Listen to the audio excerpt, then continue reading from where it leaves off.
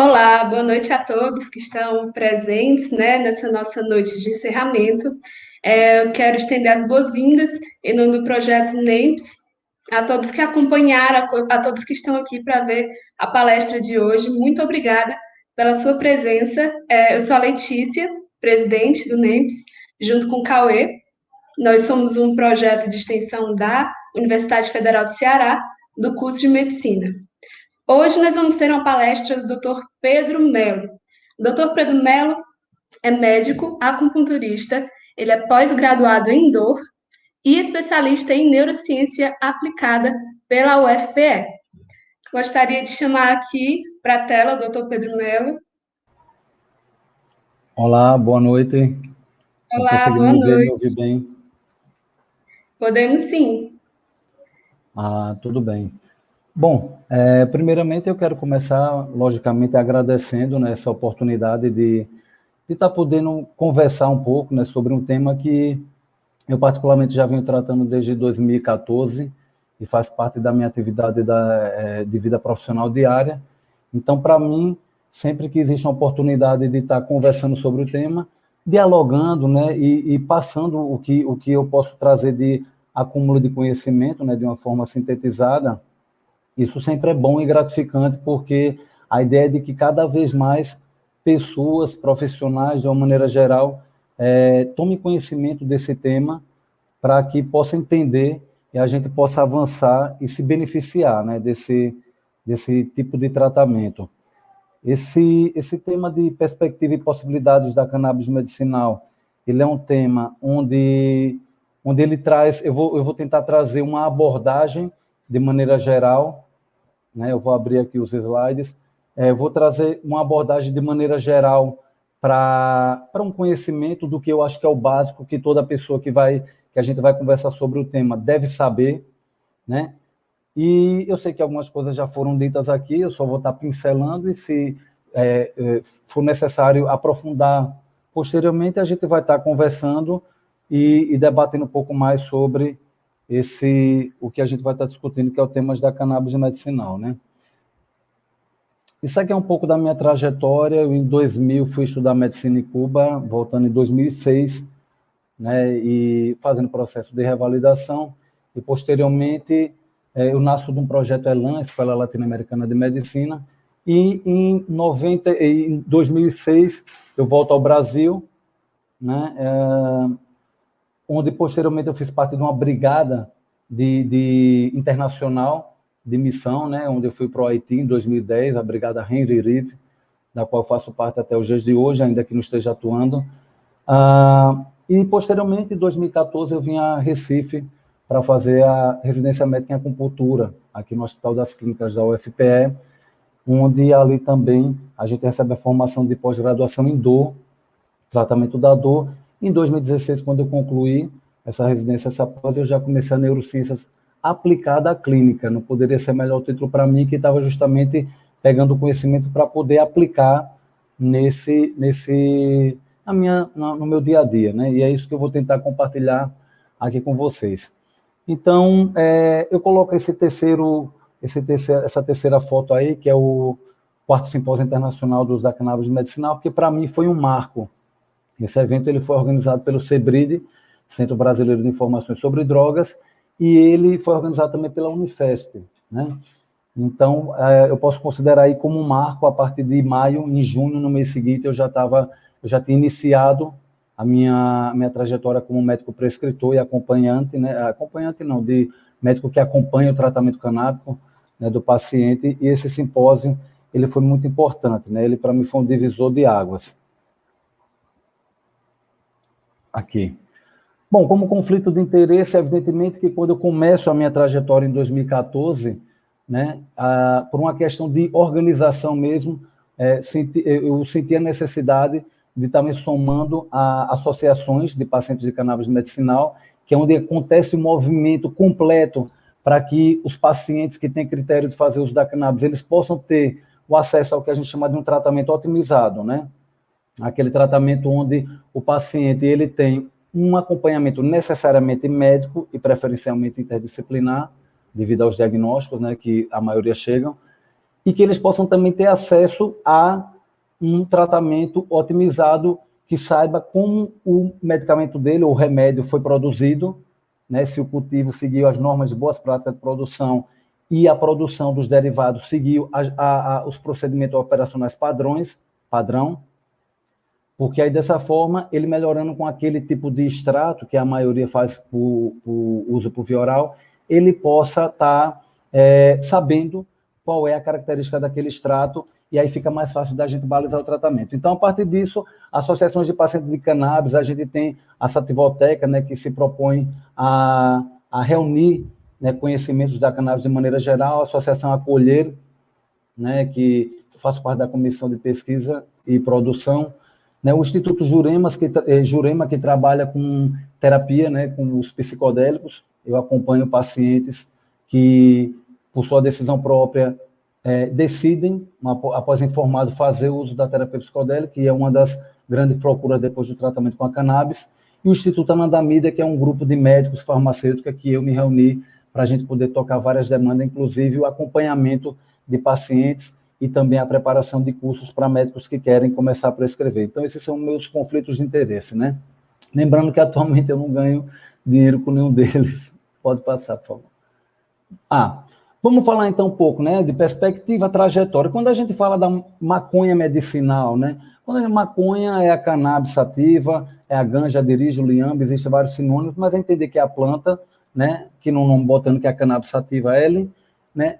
Quando a gente fala da cannabis sativa, né, a cannabis medicinal no Brasil, 2014 vem a ser um ano que é um divisor de águas, né, porque com o final de 2013, a busca das mães pelo direito de trazer o canabidiol, né, trazendo escondido o extrato rico em canabidiol, que depois gerou esse filme legal em 2014, né, que teve a produção lá do Tasso Araújo, da equipe, do Denis também. O filme legal retrata muito esse drama, né, de conseguir atravessar as barreiras da Anvisa. A SUG 8, sugestão número 8, encabeçada pelo, em memória, né, do André Kipper, da Fiocruz, que em 2014 a gente discutiu no Senado também. 2014 foi o ano do simpósio. O Conselho Federal de Medicina se pronuncia em dezembro com a resolução 2113/2014, que tem uma resolução super pífia, eu vou falar um pouco mais sobre isso à frente.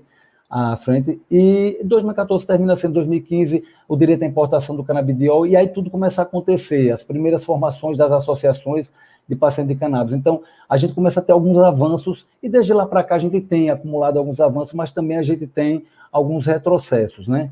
Como, por exemplo, a gente tem aqui o decálogo sobre a maconha e a tragédia da maconha, que foram documentos produzidos pelo Conselho Federal de Medicina e assinado também pela Associação Brasileira de Psiquiatria, que eu não posso considerar, né, e é um tema de uma discussão, como um documento que ele discute de forma parcial, né, o tema da cannabis medicinal. A própria capa da tragédia da maconha, né, já traz como a maconha na sua perspectiva do que a gente já conhece, que é esse conceito, esse preconceito, na verdade, e o decálogo sobre a maconha, que se quiser a gente pode também discernir sobre ele mais tarde, mas que trazem pontos que são muito subjetivos nas suas conclusões, e algumas nem sequer respeitam a bibliografia, né? Então, são documentos que realmente deixam a desejar.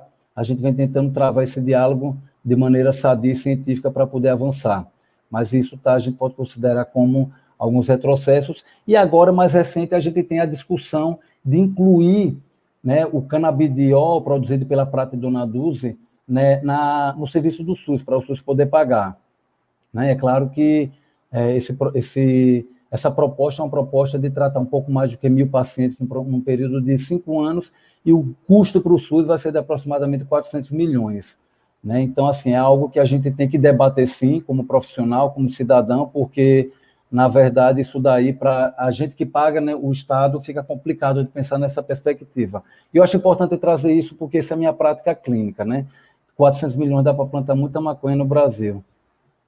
Veja, quando a gente fala do histórico, vamos falar um pouco do histórico.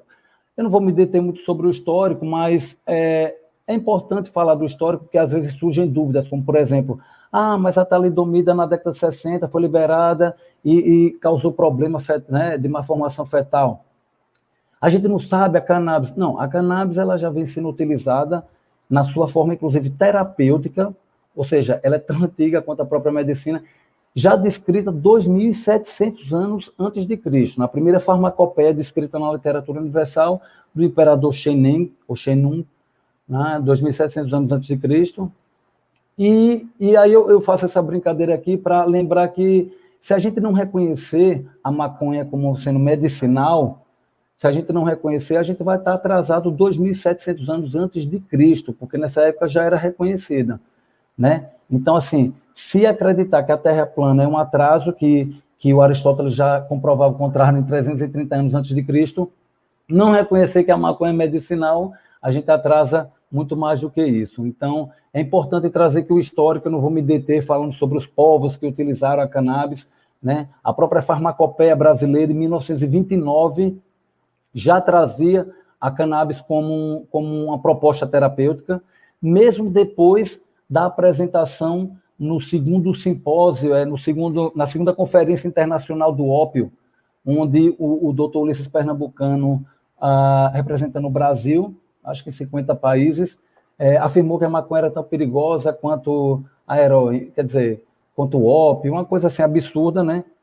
E só na década de 50, quero dizer, na década de 60, com o professor José Ribeiro do Vale, que é o grande pai da maconha medicinal, professor do nosso, em memória, Elisaldo Carlini, né, falecido ano passado, que foi o seu aluno, é que começam a ser publicados artigos falando sobre a importância, né, do tratamento com a cannabis medicinal, de uma maneira imparcial, não trazendo com aqueles fake news que antes se publicavam, né, com filmes, cartazes, afirmando que a maconha provocava uma série de problemas que hoje a gente sabe que tudo vai depender da forma como se usa, do que se usa, em que momento se usa e quem use, né? Essa aqui é uma foto que eu trago do artigo científico do William Shagnaus, né, que é um médico irlandês que ele foi para a Índia, com o exército inglês, e lá depois ele volta e trata uma criança, é um relato de caso, né, um case report, ele relata uma criança que diminui o número de crise convulsiva com o extrato alcoólico da cannabis, né? E aí foi um relato de caso, e na década de 80, nosso professor Elisaldo Carlini, que em 1973 volta aos Estados Unidos e assume o departamento, né, a chefia do departamento de psicobiologia e psicofarmacologia da Unifesp, já pesquisando, né, a cannabis, e na década de 80 publica, ele nessa época de chefia em 30 anos, ele e sua equipe publica mais de 50 artigos, falando um pouco aqui do histórico ainda, publica mais de 50 artigos e 42 deles publicados em revistas internacionais. Inclusive, teve esse artigo importante de 1980, né, que foi um ensaio clínico mostrando a propriedade anticonvulsivante do canabidiol, um dos 179 canabinoides presentes na planta. E, em 84, publica na Toxicon, né, um artigo que ele fica sendo o artigo entre os 10 artigos mais vistos, né, naquele ano de 1984. Então, você vê que mesmo com o proibicionismo, o Brasil já estava encabeçando esse avanço no que se diz respeito à pesquisa com a cannabis medicinal. Um tema que é muito polêmico, quando a gente vai falar do tratamento com canabinoide, é sobre se trata com canabidiol isolado ou se trata com o fitocomplexo. E aí eu vou falar um pouco sobre o que é o fitocomplexo, né, que é o extrato da planta como um todo, né? Bom, primeiramente a gente tem que lembrar que os dois, né, são possibilidades, tem que ser visto como possibilidade terapêutica, né, o canabidiol isolado e o fitocomplexo, os dois, né, são considerados como uma possibilidade terapêutica. Agora, você defender o canabidiol isolado em detrimento do fitocomplexo, você vai estar dando um passo que não tem um respaldo científico. Por quê? E aí existe um grupo, né, que defende esse uso do canabidiol isolado, que aí eu coloco aí, né, o governo federal, o Conselho de Medicina, a Associação Brasileira de Psiquiatria, e nesse momento a Anvisa, né, que a gente sofre um retrocesso, a Anvisa que até 2019, na presidência do William Dibby, tinha a consulta 654 e 655 sendo discutida de como a gente plantaria. Aí a gente sofre um retrocesso, como várias coisas que estão acontecendo no país, na pesquisa como um todo, e aí é um momento onde se discute se o canabidiol é que tem que ser usado ou o fitocomplexo, voltando aqui para o tema. O fitocomplexo, quando a gente vai defender o uso do fitocomplexo, na verdade a gente está dizendo que a gente reconhece que aquele extrato produzido pela parte da planta que eu vou mostrar aí posteriormente, né, a resina mais concentrada na flor, aquele extrato, esse fitocomplexo, que tem quase 1.500 compostos, sendo 1.318 não canabinoides e 179 fitocannabinoides, ele consegue ser mais seguro e eficaz do que você usar o canabidiol isolado. É o chamado entourage effect, efeito comitiva. Que isso daí não é uma característica da cannabis somente, isso é uma característica da botânica como um todo. Né? E é fácil de entender isso, porque se a gente imaginar que para o corpo criar uma tolerância, né, acostumar com aquele composto, o que é mais fácil? O corpo acostumar com uma substância ou com 1.500. Então, essa sopa faz com que essa adaptação, né, essa tolerância, ela seja mais presente no canabidiol isolado. Então, naturalmente, a gente tem que ficar subindo a dose, né, para alcançar uma resposta terapêutica cada vez maior. E aí, o que acontece? Tudo que você sobe a dose, você diminui a eficácia e a segurança, enfim. Isso aqui é uma foto da planta, é importante mostrar, claro que eu também não vou ficar detalhando sobre isso, né, porque estamos no último dia desse grande evento, e aí você vê uma foto da planta, e diferente do que muita gente acha, não é a folha, né, aquele símbolo da folha, o que grande se utiliza quando a gente fala da cannabis medicinal. É claro que toda planta é utilizada, mas o que a gente fala, o que a gente mais vai utilizar é a flor, que agora tem um estudo saindo dizendo que é fruto, né, que nessa primeira foto você vê, né, nessa segunda você vê esse detalhe do que é a flor, você vê ela com uma neve, né, como se fosse um orvalho, e na terceira foto, com um microscópio simples, você vê os tricomas, né, as glândulas que secretam essa resina, essa gordura, esse lipídio, que é aí onde estão esses quase 1.500 compostos. Então, o que é que tem dentro da maconha? Não é bem dentro, na verdade é nessa resina que está mais concentrada na superfície da flor, ou fruto, tá bom? Então, para a gente entender isso, que quando a gente fala da cannabis medicinal, a gente está falando basicamente dessa resina, falando de uma forma genérica, é claro que a planta é toda aproveitada. E aí a gente vai falar do sistema endocannabinoide, que assim, também não vou entrar em detalhes aqui, mas tem uma coisa que eu sempre falo para os pacientes, né, assim, que entender o sistema endocannabinoide, primeiro que assim, ele foi descoberto na década de 90, né, no final da década de 80, foram identificados, né, e na década de 90 e 92, a equipe do Meshulam lá em Israel, eles conseguem decifrar o sistema endocannabinoide. E aí algumas pessoas falam, eu sei o que é que faz o sistema digestivo ou digestório, eu sei o que faz o sistema urinário, neurológico, e esse endocannabinoide faz o quê? Aí é onde está o segredo para entender sobre o tratamento. Por quê? Porque esse sistema endocannabinoide, ele atua como um modulador central, né? Então ele vai interferir em várias atividades. Regulação metabólica, sono, apetite, resposta imune, neuroproteção, crescimento ósseo, movimento, memória, humor, né? A dor, o sistema de recompensa, né? Que é o sistema límbico.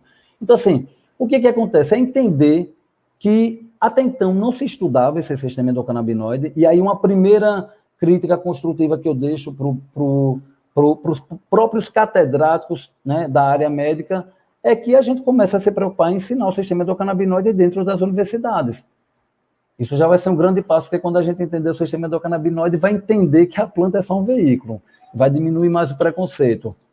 E precisa ser entendido isso, porque o que está acontecendo é um fenômeno onde cada vez mais a gente tem mais pacientes, né, pessoas, né, inclusive que não são da área de saúde, sabendo sobre o tratamento com a cannabis do que profissionais de saúde. Então a gente vai ter que se empoderar desse tema, né, é recente, né, mas vamos ter que começar a se preocupar com isso. Por quê? Porque ele é um sistema que ele atua como um modulador central. Então, ele vai interferir no sono, no humor, no apetite. Então, não é um tratamento para uma coisa só. Isso é muito bacana. Por quê? Porque o tratamento à base da cannabis, ele resgata uma coisa que a medicina nunca deve perder de vista, que é que o paciente tem que ser visto como um todo, né? Então, obrigatoriamente, o médico que vai se dispor a tratar paciente com terapia canábica, né, o tratamento com os canabinoides, vai ter que se dispor a entender isso, né? Então, esse sistema endocannabinoide, na verdade, a gente tem que entender ele como um sistema onde isso aqui já foi falado anteriormente, mas esse sistema de chave e fechadura, né? Que primeiro é entender que, assim, o sistema endocannabinoide, você tem um receptor, né, que está presente nas células, e você tem os canabinoides que vão se ligar a esses receptores para causar as alterações, né, que eu vou estar falando de forma detalhada aqui agora. Mas então, o que acontece? O que a gente tem que compreender? A gente tem que compreender que, quando a gente fala de canabinoides, a gente está falando dos endocannabinoides, ou seja, os canabinoides que o próprio corpo fabrica, né? Os fitocannabinoides, que é o que a planta fabrica, que, aliás, assim, apesar de saber que alguns canabinoides estão podendo ser derivados de bactérias, né, criar outra planta, mas até então a única que tem, e por isso que muita gente fala, a aroeira também é bom, mas também não quer dizer que trata tudo. E por que a cannabis é assim? Porque ela é diferente. Ela é diferente. E ela é tão diferente que ela só tem essas 3.500 tipos de cepa, porque o ser humano ela vem domesticando a planta. E a gente domestica aquilo que nos tem utilidade. Então, vai pegando a linha de raciocínio para entender por que a cannabis... Hoje a gente tem 3.500 cepas de cannabis que tem diferentes proporções de canabinoides. Quando eu falei ali sobre os canabinoides que estão presentes na resina, né, do 179, eu estou falando que além do CBD, o canabidiol, e do THC, o delta-9-tetraidrocannabinol, a gente vai ter outros canabinoides, CBN, THCV, CBG, CBC, e que tem propriedades das mais distintas.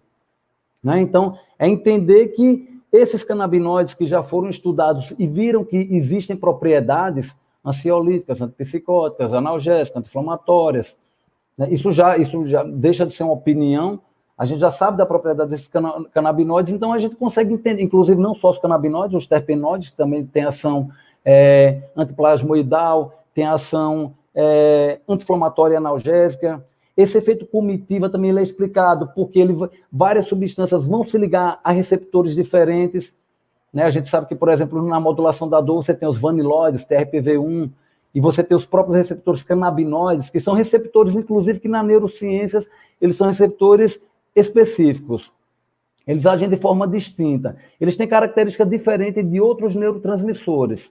Por quê? Porque eles agem de forma retrógrada, né? Então, a membrana pós-sináptica do neurônio que está recebendo a informação da pré-sináptica de neurotransmissores, essa daqui é que vai liberar, né, vai sintetizar de acordo com a demanda e que não fica armazenado em vesículas, os endocannabinoides que vão chegar nesse receptor do neurônio, né, que vai estar enviando o estímulo. E aí, quando ele se liga a esse receptor, acoplado à proteína G, que, aliás, o receptor canabinoide CB1 é o receptor mais numeroso dentre todos que existem acoplado à proteína G, e olha que são muitos, né? Então, assim, é pensar que existe um sistema que a gente tem que estudar. Né? Então, assim, é pegar essa linha de raciocínio e pensar que esses canabinoides, esses terpenoides, eles têm ações e que são ações das mais diversas e explica por que a cannabis consegue ter tantas indicações terapêuticas. Porque aí, né, o Siddhartha, ele até brinca, porque eu digo, poxa, quando a gente fala da variedade de diagnósticos que a gente pode tratar com a cannabis, o pessoal fica achando que a gente quer transformar na panaceia, que trata tudo. Aí ele fala assim, não podem, né, passar a imagem que trata tudo, tem que mostrar que trata quase tudo. Porque, assim, não é porque quer transformar nem por romantismo, isso é ciência, já tem vários, a gente tem 1.500 ensaios clínicos, né, aproximadamente, entre concluídos e em andamento. A gente, se colocar hoje no PubMed e colocar a palavra cannabis e canabinoide, você vai ter mais de 50 mil artigos, ainda que podem ser questionáveis, muitos deles, mas o que a gente tem que entender é que você está estudando cada vez mais, né? E aí a gente entende por que essas indicações terapêuticas. Na dor, quando a gente vai ver as etapas nociceptivas de transdução, transmissão, modulação, percepção, os canabinoides eles interferem em várias dessas etapas. E aí você vê, no tratamento da fibromialgia, né, e a fibromialgia é um complexo, porque sempre vem acompanhado de transtorno de humor, e a gente tem que ter um manuseio, a gente sabe que o THC é melhorador, mas esses pacientes vêm com ansiedade, você tem que ter uma dose de CBD importante. A alodínia, que é sensação dolorosa frente a um estímulo não doloroso, o paciente que sente dor só de passar a mão na pele, e aí a cannabis ela consegue ter um tratamento muito especial nesse sintoma, que é super incômodo, às vezes o paciente chega com a camisa aberta para aguentar aquela camisa encostada, né? A alodínia, que também a gente faz o processo de dessensibilização, né? Com a bucha, orienta o paciente. Dor neuropática, dor crônica, né, esse artigo que eu vou até falar depois um pouco mais detalhado sobre ele, né, aí vem, né, artrite reumatoide, veja, tem diagnósticos, e é importante entender isso, que assim, não existem muitos artigos naquele tipo de doença, até porque vinha sendo proibida, ainda é, né? Se a gente for ver, né? Pelo menos no Brasil. Ou existe um entrave, né? Mas, por exemplo, você tem o receptor CB1, canabinoide, e o CB2. O CB2 está presente nas células imunes. Então, a cannabis vai influenciar no sistema imunológico? É a chave fechadura. Então, ela tem uma propriedade imunomoduladora. Se ela tem uma propriedade imunomoduladora, é fácil de entender que numa doença autoimune, seja artrite reumatoide, esclerodermia, o lúpus tem algumas particularidades, entendeu? Ele vai trabalhar nesse processo de modulação, e que é uma vantagem frente a outros tratamentos convencionais de doenças autoimunes. Por quê? Porque normalmente essas doenças a gente trata com imunossupressor, que é diminuir a imunidade, né? E aí, às vezes, né, tem toda a complicação de risco de infecção. E aqui a gente tem uma proposta com a cannabis de modular, para deixar o paciente no processo de que a gente chama curou, não, de remissão, para que o período intercrise ele se prolongue cada vez mais e que se ele vier a ter crise, como, por exemplo, dor articular, né, já que a cartilagem é um tecido que é muito escolhido pela doença autoimune, que reconhece como inimigo para ser atacado e dar um processo inflamatório, então ele tem um processo de analgesia e a propriedade anti-inflamatória. A propriedade anticonvulsivante, você vê, essa característica de neurogênese no hipocampo, que coloca aqui como ajuda no tratamento anticonvulsivante, explica também o tratamento antidepressivo, que, volto a dizer, tem que se fazer de maneira adequada. Eu estou falando, né, quando está fazendo tratamento otimizado, sempre. Neurogênese no hipocampo, né? A gênese, a formação de novos neurônios no hipocampo. Isso é uma das explicações do efeito antidepressivo, por exemplo, da cannabis, né? Tratamento de ansiedade, e aí quem sabe o funcionamento, né, entende, né? São novas células com novas memórias, né? Inclusive, assim, em 2006, posso estar equivocado, 2006 foi lançado um medicamento chamado Acomplian, cujo o princípio ativo era rimonabant, e esse medicamento ele tem a proposta de diminuir o apetite, né, para tratar a obesidade, e ele bloqueava os endocannabinoides. E o que aconteceu? Em 2 anos ele teve que sair do mercado, por quê? Porque cursou com muitos efeitos colaterais. Alto índice de depressão, inclusive de suicídio. Ou seja, mostrando que os endocannabinoides, a anandamida, tem um papel importante nessa modulação do humor, e é onde o THC se une, no receptor CB1. E aí a gente começa a entender por que tem essas propriedades antidepressivas, ansiolíticas, comprovadas por artigos científicos, né, que vão ter que melhorar cada vez mais. O problema é que muita gente não quer financiar o estudo com a cannabis, porque a planta não pode ser patenteada. Aí não dá para ganhar dinheiro, né? Só quem é da indústria canábica, enfim. Na esquizofrenia, é uma polêmica, porque sempre fala, maconha causa esquizofrenia, vai virar fábrica de esquizofrênico. Não. É aquela coisa que a gente fala, que maconha? São 3.500, você está falando do quê? Aliás, assim, se a gente quer falar sobre esquizofrenia, a gente tem que lembrar que o que os estudos vêm demonstrando é que, eu vou até falar sobre isso posteriormente, se der tempo, sobre alguns artigos, que os estudos eles vão mostrando que a causalidade ela é invertida. E na prática clínica a gente vê isso. Esses pacientes eles têm uma tendência a buscar o alívio de sintomas com o uso da cannabis, e aí, assim, se a gente tivesse uma política regulamentada, o acesso seria de uma cannabis mais segura para usar de uma forma mais segura, que é o que acontece quando eles chegam no consultório, né? Porque aí a gente vai tentar indicar. E esse tratamento da esquizofrenia, principalmente com o canabidiol ou com um extrato rico em canabidiol, a gente pode se empoderar de estudo de Harvard, né, que mais recente, ou até do professor Zuardi lá da USP de Ribeirão Preto. HIV e AIDS, que é bem conhecido, inclusive os pacientes de HIV e AIDS, em 95 encabeçaram a preposição 215 na Califórnia, e aí, a partir de então, em 96, a Califórnia, né, ali começa a ter uma política regulamentada. Espasticidade, olha, outro canabinoide, o THCV, que cada vez mais vem sendo estudado. Olha o professor Siddhartha Ribeiro e o Malcher Lopes, da Universidade de Brasília, em 2007, já falando sobre a propriedade de outro canabinoide, né, o CBC.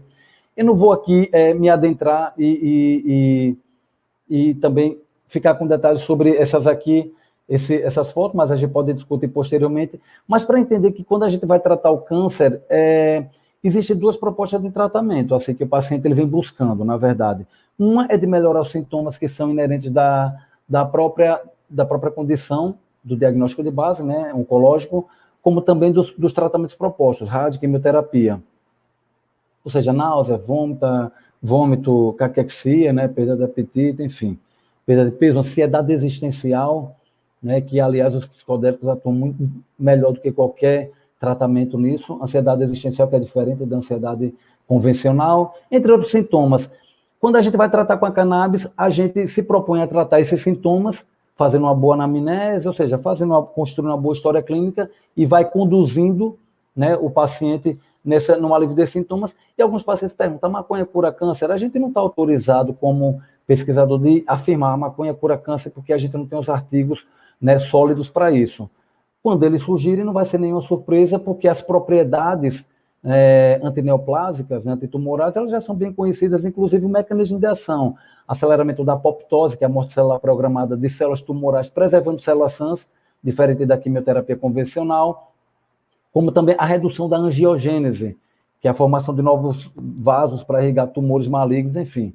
Então, e aí tem alguns artigos mostrando sobre a redução de neurogliomas, né, que quando você associa a radioterapia com THC, aí ele vai tendo uma melhora na resposta ao tratamento. Tudo são flores? Não. Existem efeitos colaterais? Existem. Esses efeitos colaterais, eles são mais brandos, até porque na cannabis a gente tem a oportunidade de fazer uma condução de um tratamento fino. Por quê? Porque aqui a gente não fala bem assim, Depaquene, 500 miligramas, sobe para 1.000. Não. Aqui a gente vai falar assim, suba uma gota, suba 2, suba 3. Então, assim, se o paciente vier apresentar algum efeito colateral, ele vai ser bem brando, porque você subiu uma dose, né, uma dose bem fracionada, né, esse tratamento caprichoso. Essa é outra vantagem do tratamento. E os efeitos colaterais, eles são reversíveis, tá?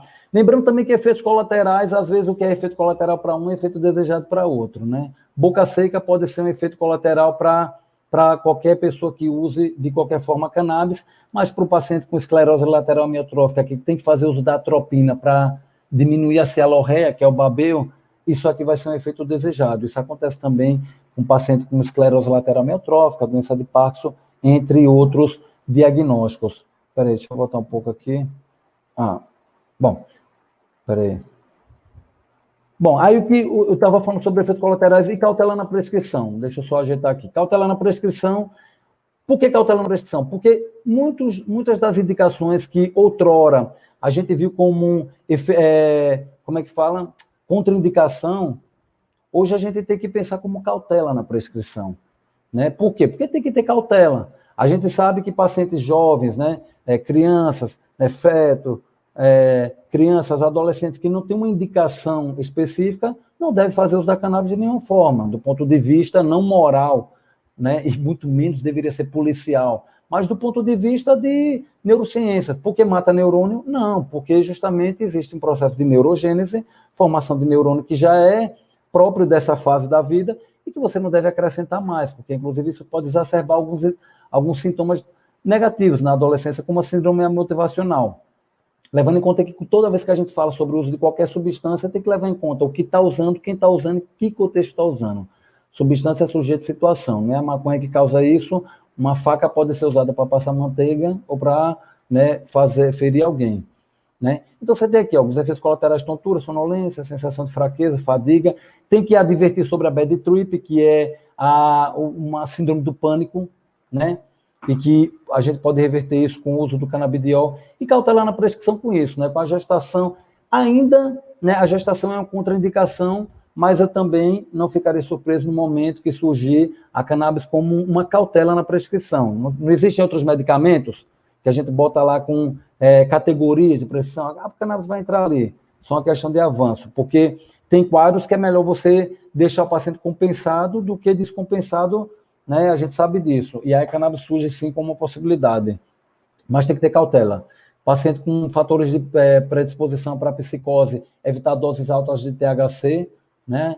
A gestação, e como eu falei, criança e adolescente que não tem uma indicação específica. Bota aí o protocolo de dose.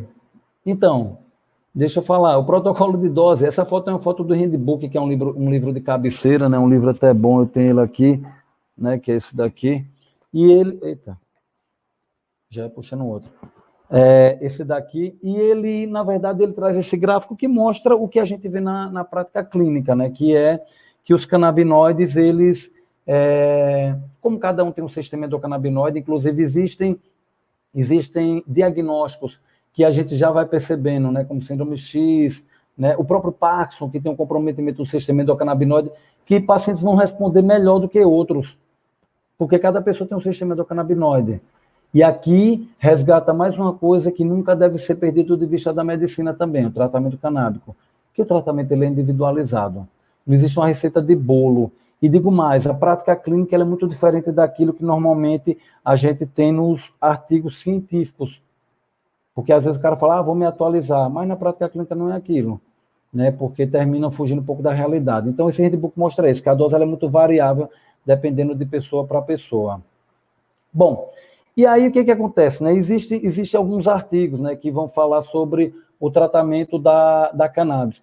Esse tema de perspectiva da ciência canabinoide, digamos assim, ele é um tema que, assim, se a gente for pegar, por exemplo, o último congresso da Sociedade Internacional de Estudo de Canabinoides, né, o ICRS, você vai vendo os temas da palestra, né, a atividade dos canabinoides em mitocôndria, né, assim, você vai vendo que, né, o estudo de canabinoides específicos para determinados tipos de câncer.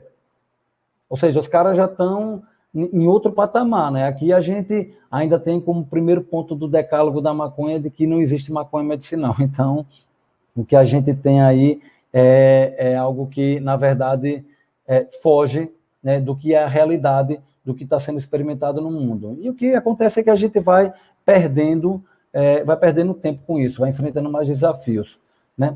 Esse estudo daí, ele é um estudo que ele foi publicado recentemente, né? Eu acho que ele é de 2019, e que ele vai mostrando, é um estudo que ele vai querer falar sobre a relação de desordem, né? de transtorno psicótico com a cannabis. O que acontece? Esse estudo, assim como vários outros estudos, ele vem cheio de viés, né? Por quê? Porque quando você vai estudar cannabis, né, não se deve esquecer daquilo que são os vieses. E é muito comum, né, de forma proposital, que esses vieses eles venham, né? Pessoas que fizeram uso de cannabis e tiveram câncer de pulmão. Quando você vê o cara fazer uso de tabaco, o cara fazia uso de entendeu? Tem uma qualidade de vida, uma subnutrição, não levou em conta outras coisas. E é o que esse estudo também ele faz, né? A dose de THC é uma dose imprecisa, eles misturam com tabaco. Veja, eles estão fazendo um estudo da cannabis e eles pegam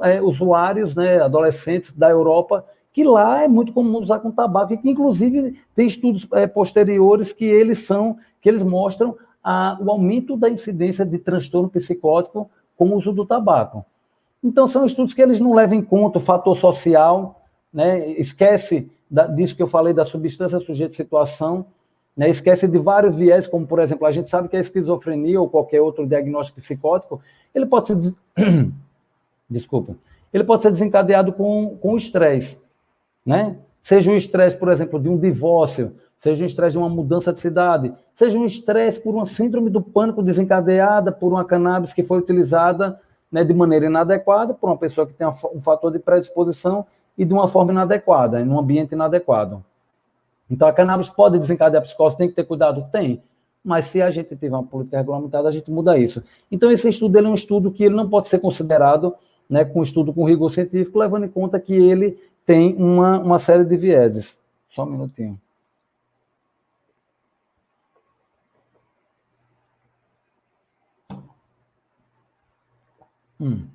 Então, vamos lá. Deixa eu passar isso aqui. Esse aí é um estudo científico de alto impacto, né, que ele vai fazer o quê? Ele vai reverter o declínio cognitivo em camundongos, de 12 a 18 meses, e esse estudo ele é um estudo interessante porque ele fez com que algumas pessoas, né, em alguns países, inclusive no Brasil, né, algumas pessoas já vieram me perguntar sobre a possibilidade de usar canabinoide de maneira profilática, digamos assim. E aí a gente já sabe que existe, né, países que estão usando como terapia de reposição canabinoide. Por quê? Porque nesse estudo aqui ele consegue mostrar né, a relação da melhora cognitiva, claro que é um estudo ainda em fase inicial, mas que o THC ele restaura o padrão de transcrição gênica, né, do hipocampo. E aí, isso do ponto de vista neurobiológico, e aí ele vai explicar a melhora da cognição daqueles camundongos que são mais idosos. E aí a gente fala assim, então, o que a gente deve concluir com ele? De uma maneira que tudo é uma dúvida, mas que aponta para isso. De que, naturalmente, como várias coisas no corpo, à medida que a gente vai envelhecendo, a gente diminui a produção de endocannabinoide, e aí essas pessoas estão fazendo uma reposição com fitocannabinoides. E por isso que ela melhora. Né? E assim, não faltam também artigos mostrando qual é a influência dos canabinoides, né, no papel da neurogênese, formação de novos tecidos neurais e de novos circuitos neurais, e isso vai explicar por que é que ele vai estar tratando diversos acometimentos, né? Vamos passar para o outro aí. Pronto. Esse daí ele pega 33 pacientes, né? 16 recebeu uma dose oral única de CBD e 17 foi o placebo. E ele aplicou a ressonância magnética funcional e viu que o CBD normalizou principalmente alterações na função da região para-hipocampal, estriatal e mesencefálica, associada ao estado de risco de psicose, né? No JAMA, publicado numa revista de prestígio, e a gente vai vendo assim, como eu sempre digo, carece, como vários estudos, carece que a gente tenha a oportunidade de comprovar mais a beleza da ciência e a dúvida.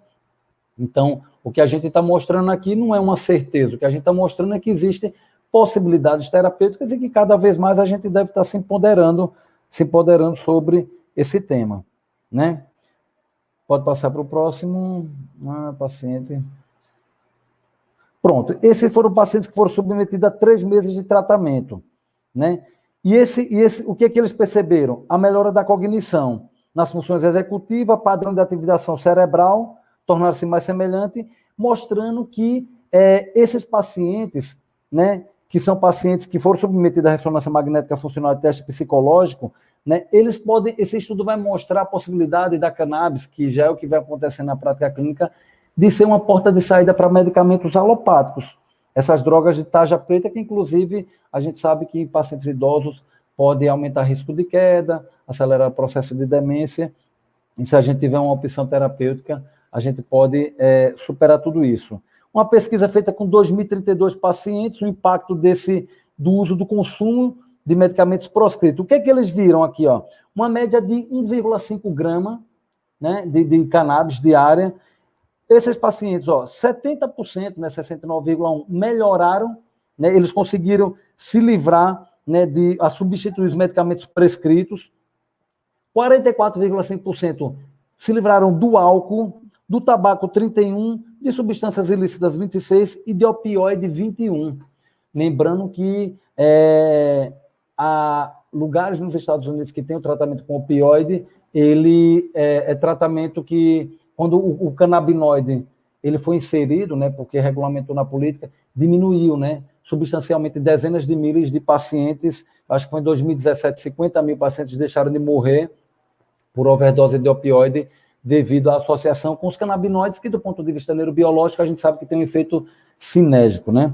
Isso aí foi um estudo observacional com 146 pacientes, né, onde o tratamento de cerca de 6 meses, 45% dos pacientes deixaram de usar sedativos, benzodiazepínicos, mais uma vez trazendo a perspectiva da cannabis como uma possibilidade de tratamento, né?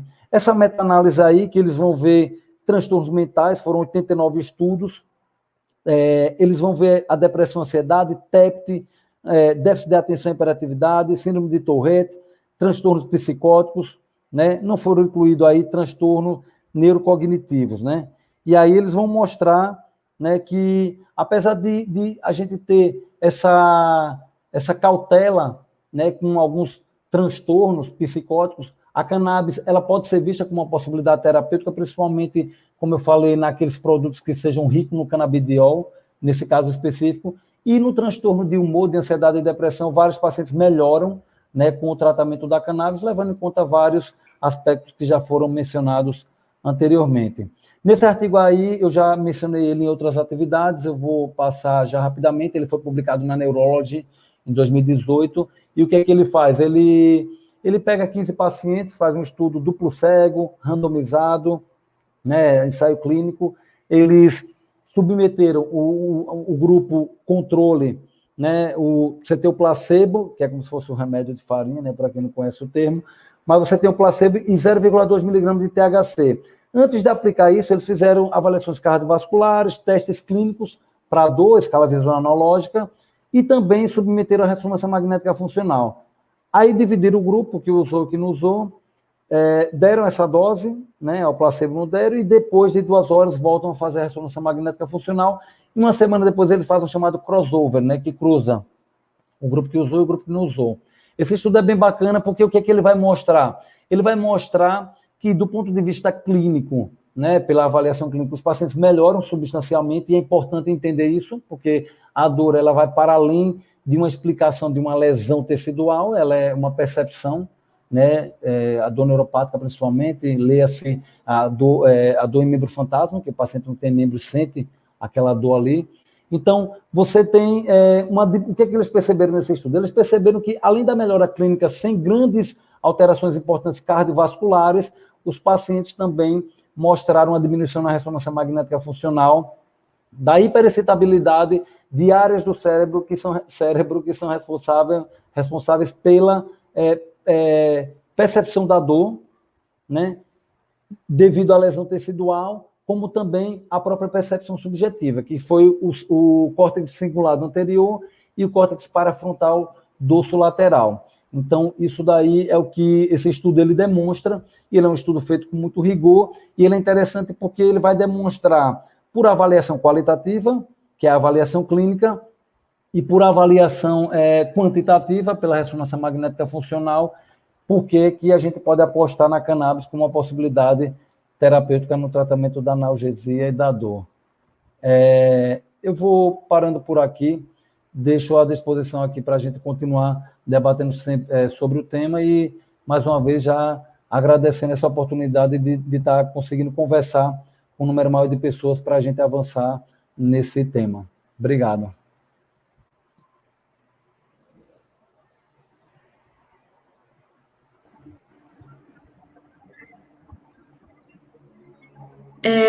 Gostaria de saber se tem alguma pergunta. O pessoal das perguntas ficam aí sempre de olho no chat. Se tiver alguma pergunta para o doutor Pedro Mello agora, pessoal, podem mandar no chat, os meninos vão jogar aqui na tela.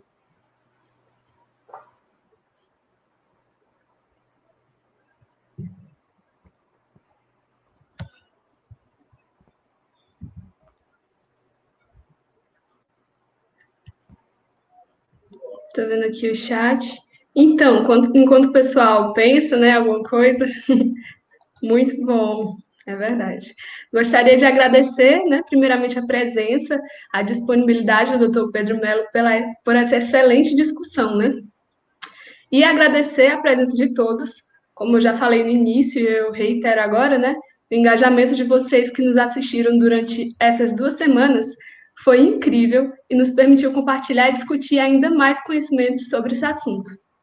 Eu tenho certeza de que nós seguimos nesse simpósio com palestras de excelência, aprendendo cada vez mais a cada encontro e com um cronograma rico e que foi muito bem aproveitado por todos. E eu gostaria de encerrar agradecendo também, né, a parceria fundamental da Sociedade Cearense de Psiquiatria. Foi uma parceria imprescindível para a realização desse simpósio. E informar os inscritos que os certificados para quem teve a presença de mais de 75%, né, como já havia sido discutido, vai ser disponibilizado via e-mail nas próximas semanas. E para quem tem interesse também de rever alguma dessas palestras, nós estaremos disponibilizando na página do NEMPS, que é onde vocês estão assistindo essa palestra agora, certo? A partir de amanhã. Então, não se esqueça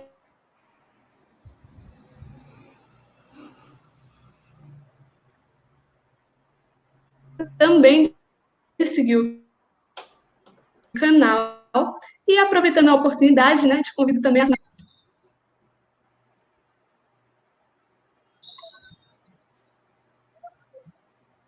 Letícia, você cortou aí um pouquinho no final. Tem uma pergunta do Rafael Brito. Só repetir a informação do YouTube. Porque, por favor, repete a última parte do YouTube e do Instagram, porque cortou. Eu acho que pelo menos o problema técnico foi só no final agora, né? A palestra foi toda tranquila. Acredito que eu repetir só o final, né? Então, não se esqueça de seguir o canal, as palestras vão estar disponíveis.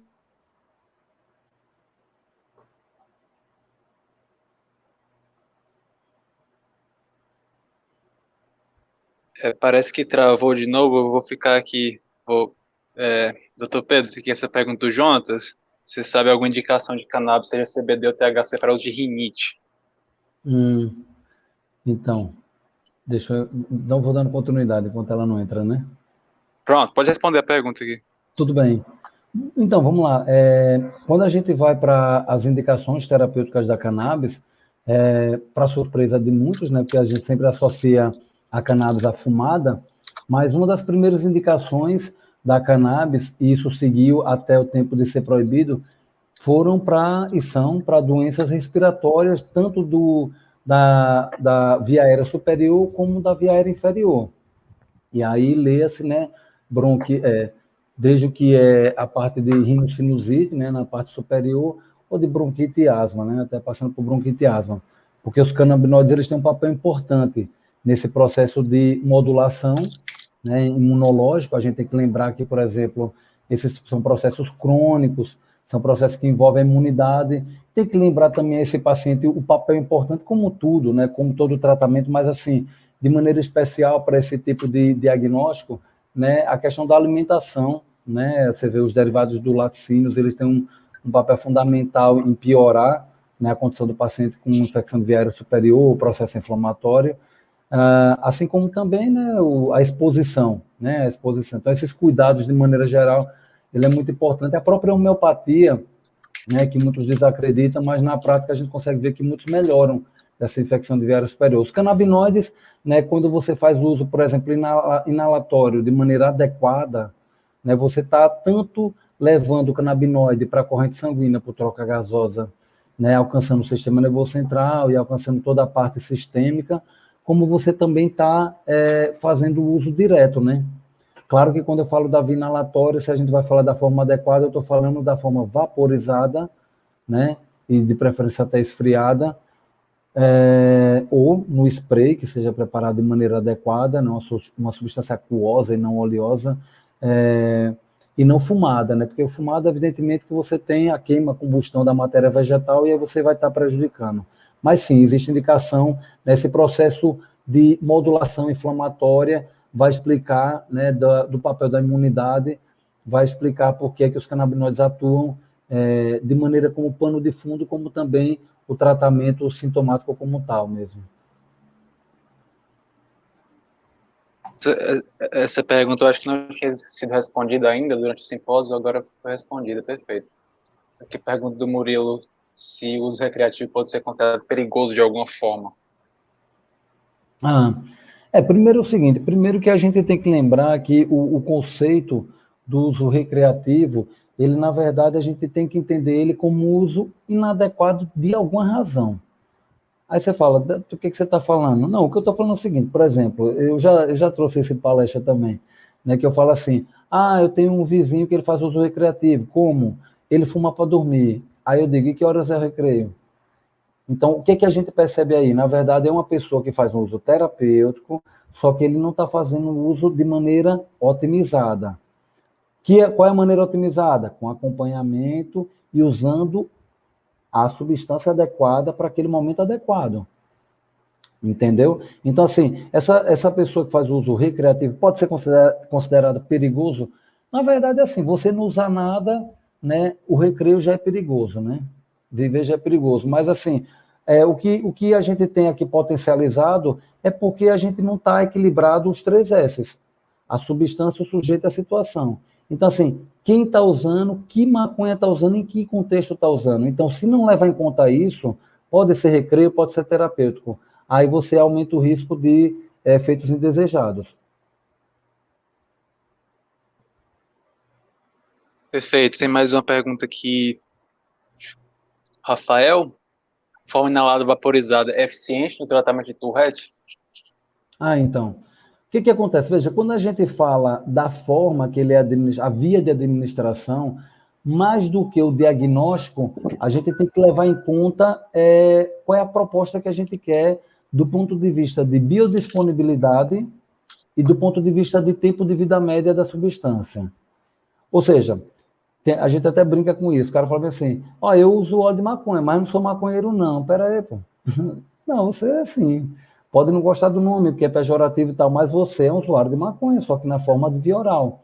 Então, assim, o cara que está usando óleo, né, a pessoa que está usando óleo por via oral, por via inalatória, por via endovaginal, por via retal, né, ela está fazendo uso de canabinoides. Então, assim, todos estão usando. Agora, para você indicar para um tratamento específico, você vai levar em conta o quê? Esse paciente aqui, ele precisa... O Tourette, ele tem indicação para canabinoide? Tem. Né? Claro que cada pessoa tem que ser avaliada individualmente, mas né, de maneira formal, tem. Aí você fala bem assim, ele pode se beneficiar da forma inalatória? Sim. E é estratégico ele usar de forma inalatória? Depende. Se ele quiser uma dose de ataque para enfrentar efeitos agudos na crise do tremor, na crise da dor, na crise da ansiedade, né? Então, a proposta de fazer uso inalatória, ela é, digamos, a mais adequada. Por quê? Porque a inalatória ela tem um começo de ação rápido, né? 5 minutos, você já está começando, tem um pico em 30 minutos, tem a margem de erro, claro, e dura até 2 horas. Então, ele é um ALP, assim, no gráfico, né? E a via oral é um monte, né? Demora para fazer efeito, demora fazendo no platô e demora para descender. Então, esse via oral é uma dose de manutenção e a via inalatória, seja para Tourette, seja para Parkinson, seja para ansiedade, vai ser levada em conta quando a gente quer uma dose de ataque. Por quê? Porque a via inalatória, a biodisponibilidade é maior do que outras vias. O que é biodisponibilidade? A quantidade do composto que chega no seu alvo. Então, ele é maior do que a via oral, que vai ser degradado passagem pelo metabolismo hepático, a primeira passagem, que vai só 6%. A via inalatória ela é mais. Então, ela tem uma dose de ataque para um efeito imediato.